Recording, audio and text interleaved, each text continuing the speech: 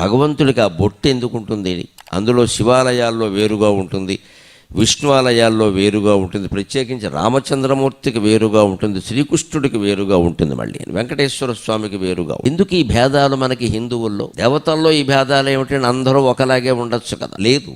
ఊర్ధ్వ పుండ్రం ఉందనుకోండి, రామచంద్రమూర్తికి కానీ కృష్ణుడికి కానీ ధరించేది, మన వైష్ణవ సోదరులు ధరించేటువంటి ఊర్ధ్వ పుండ్రం ఉందే, అది ఊర్ధ్వ దృష్టి కలిగి ఉండమని చెబుతుంది. ఎప్పుడూ నువ్వు పైకి వెళ్ళాలి అబ్బాయి, పైకి వెళ్ళాలి, ఇంకా ఎదగాలి, ఇంకా ఎదగాలి, ఊర్ధ్వ దృష్టి కలిగి ఉండు, అధో దృష్టి వద్దు. అలాగే శివాలయాల్లోనూ శివదూతల్లోనూ శివాభిమానుల్లోనూ కనిపించి, సామాన్యంగా వైదిక పండితులు అందరిలో కనిపించే ఈ అడ్డబొట్టు ఉందే 3 రేఖలు, అది 3 వేదాలకి సంకేతం. నిజానికి ఆ 3 రేఖలు కూడా 3 వేదాలకి సంకేతం. 3 ఏమిటంటే వేదాలు 4 కదా అనొచ్చు. ద్వాపర యుగానికి ముందు వేదాలు 3 ఉండేవి, కలియుగం ప్రారంభంలో కూడా 3 ఉండేవి. వాటిని 4 చేసిన వాడే వేదవ్యాసుడు.